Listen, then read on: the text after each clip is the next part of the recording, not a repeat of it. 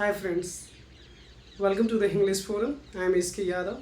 Today I am going to deal with a most important book which deals with the Indian English literature and diaspora along with the Dalit writer.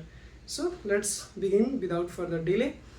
तो हम लोग अभी पिछले exam जैसे जो 18 तारीख को जून को हुआ था और उसमें हम लोगों ने देखा कि मैंने पेपर को एनालिसिस किया तो मैंने पाया कि उसमें से 15 क्वेश्चन जो आए थे वो इंडियन लिटरेचर के थे।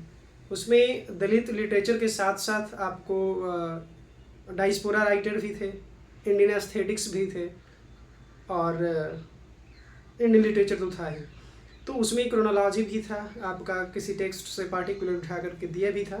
तो हम लोग देख सकते हैं कि किसी भी एग्ज़ाम में जो आ रही हैं, चाहे सेट का हो, नेट का हो या फिर असिस्टेंट प्रोफेसर का हो, तो इंडियन इंग्लिश लिटरेचर का काफ़ी महत्वपूर्ण हो जाता है, योगदान होता है। तो इसी को लेकर के मैं आया हूँ कि आज मैं एक ऐसे बुक आपके सामने पेश करूँ जो आपको नोट बनाने को और नोट खरीदने की ज़रूरत ना पड़ेगी। एक ही बुक में आप अपने पढ़ाई को रेगुलर तरीके से और अच्छे तरीके से कर सकते हैं। एक्स्ट्रा इन्फॉर्मेशन इसमें आप इंक्लूड कर सकते हैं, तो अलग से आपको नोट लेने की ज़रूरत नहीं है और ना ही किसी बुक खरीदने की ज़रूरत है। ऐसे हम लोग MK नई का पढ़ते हैं और फिर MR हबीब का इंग्लिश लिटरेचर का है, तो वो ठीक है, अपने जगह पे ठीक है, मैं उसको बुरा नहीं कह रहा हूँ। लेकिन अगर हम लोग किसी भी एग्ज़ाम के पॉइंट ऑफ व्यू से देखें तो ये बुक काफ़ी महत्वपूर्ण हो जाता है, क्योंकि एक कंसाइज वे में और पार्टिकुलर वर्क का डेफिनेशन दे रखा है। इट मीन्स समरी टाइप का छोटा छोटा समरी दे रखा है। अगर कोई वर्क का ये डील कर रहा है, जैसे आपका मान के चलिए हम ले लिए अनटचेबल का ले लिए, तो अनटचेबल का थोड़ा सा कहानी हो गया, उसका कैरेक्टर क्या है थोड़ा सा वो दे दिया, थीम आपका दे देगा।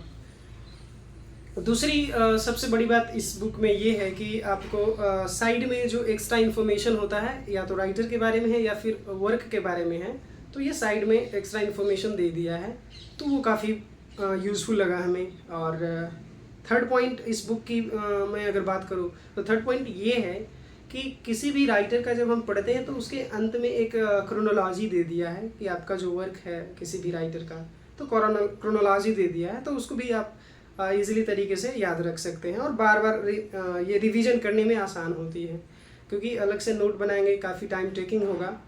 तो ये सारी चीज़ें इसमें मेंशन कर रखी हैं। और ये बुक मैंने तब खरीदी जब मैं RPSC असिस्टेंट प्रोफेसर की जो वैकेंसी आई थी उसकी प्रिपरेशन कर रहा था। तो उस समय मुझे बद्री भैया ने सजेस्ट किया कि इंडियन लिटरेचर में काफ़ी अच्छी बुक है, आप उसको परचेज कीजिए और उसमें काफ़ी चीज़ें आप जो हैं एक जगह पाएंगे। तो मैंने ख़रीदा और मैंने सच में देखा, रियलाइज़ किया, फील किया, पढ़ा भी, तो मैंने देखा। अब इसमें तो मैं अभी दिखा सकता हूँ कुछ चीज़ें, वहाँ पे आपको दिखेंगी या नहीं दिखेंगी तो मैं स्क्रीनशॉट लगा दूंगा। ये आप देख सकते हैं किस तरीके से मोस्ट इम्पोर्टेंट चीज़ें दे रखी हैं, और मैंने इसको पढ़ा है तो पॉइंट आउट किया है और लगाया है।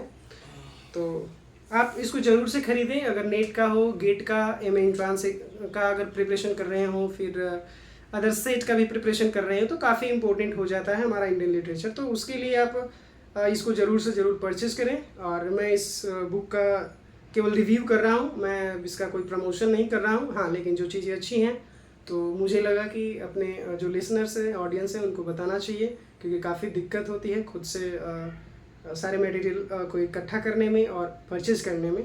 तो काफ़ी अच्छा बुक है और मैं मानता हूँ कि आप अगर लेंगे इसको तो काफ़ी हेल्पफुल होगा UGC नेट के लिए, या फिर असिस्टेंट प्रोफेसर सेट और UGC का जितने भी एग्ज़ाम्स होते हैं, या फिर जितने भी स्टेट लेवल का एग्ज़ाम होते हैं लिटरेचर से रिलेटेड, तो आप इसको ज़रूर ख़रीदें और पढ़ें। Thank you very much for watching this video.